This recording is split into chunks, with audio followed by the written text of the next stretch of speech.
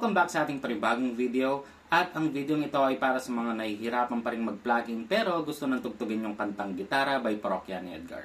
So before tayo mag-start, ang bilang ng string natin ay 6, 5, 4, 3, 2, 1. Itong mga unang apat na chords na ituturo ko sa inyo, ito yung mga gagamitin natin para sa intro, sa verse, at sa solo.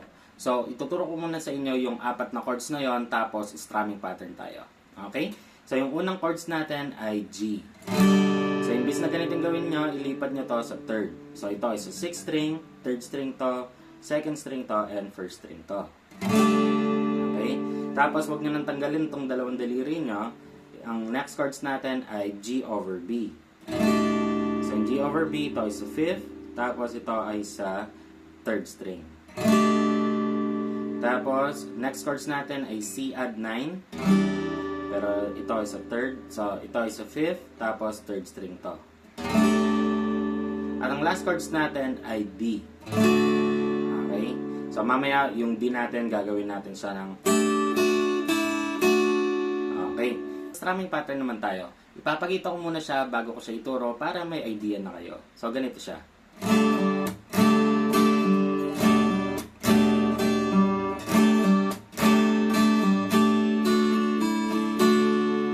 Paano ba yung ginawa ko doon?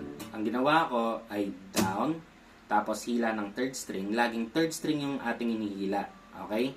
Tapos slap, down, up, hila. Okay? After nyong hinila to, ibabalik nyo rin ulit yung inyong daliri sa 3rd string. Okay? So, ganito siya para sa G, down, tapos hila, slap, down, up, hila. Okay? So, magtutunog siya ng ganito. Same thing sa ating G over B. Down, hila, slap, balik, down, up, hila. Okay? Sa C add 9, ganun din. So, down, hila, slap, balik, down, up, hila. Tapos sa D natin, ako, ginagawa ko lang dito. So, una, lalagay nyo tong hiniliit nyo dito sa 3rd fret ng 1st string. So, ganito siya. Tapos, tanggalin nyo, strum nyo ulit yan.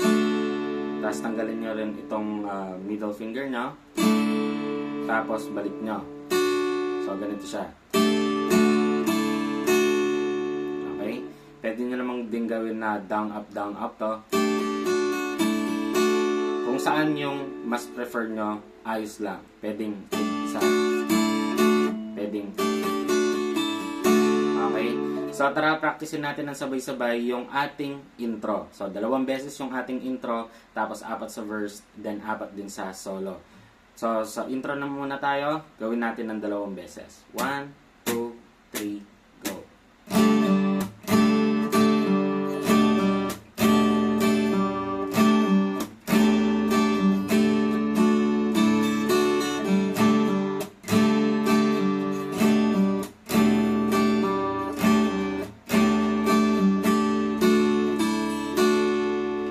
Sa chorus naman tayo, ito na yung part na pagbibigyan na lang sila, magkandara pa naman ligaw sa'yo.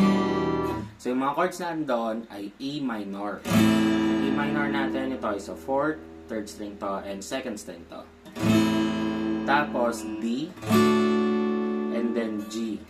So yung G natin, ganitong position na lang, huwag nyo nang lagay ito sa 3rd or sa 5th. Tapos, D over F sharp, ililipat lang natin yan. Huwag nyo nang tanggalin tong 2 daliri nyo. Okay? Tapos, E minor. So, E minor natin, ito ay sa 5th. Tapos, ito ay sa 4th string. Tapos, nandiyan pa rin tong 2 daliri nyo dyan. Ito naman, uulitin natin ng 3 beses itong unang 4 na chords na to. Tapos, E minor ulit, D, and then balik na siya ng intro. Strumming pattern naman tayo. Para sa A minor, ibabagsak lang natin ng isa yan. Ganon din sa D. Tapos pag napunta kayo sa G, ang gagawin nyo na dito ay 6, 1, 2, 3, Tapos sa D over F sharp, 6, 1, 2. Then pag sa E minor, down, up, down, up, up, down. Okay? Tapos ulitin natin ng 3 beses yun. Doon sa last A minor natin at D, ganun na lang din. Ibabagsak na lang natin siya ng tig-isa. Okay? Tapos balik lang ng intro. So tara, practicein natin na sabay-sabay para mas mabilis natin matutunan. Pagbibigyan na lang sila, kandarapan na maligaw sa'yo. Dadaan na lang sila sa awitin kong ito. Tugtog ng gitara,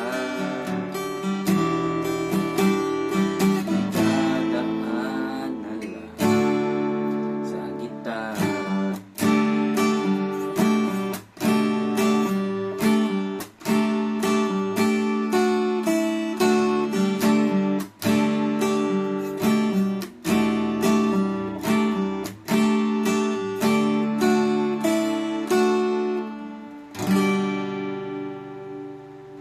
O diba, hindi na kayo nag-plugging pero natugtog nyo pa rin yung kantang to.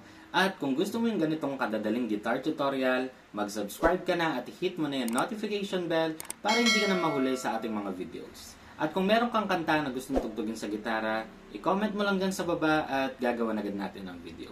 So hanggang dito na lang tong video ito. Maraming salamat sa panonood. Muli ako si Max from Guitar Tips and peace out.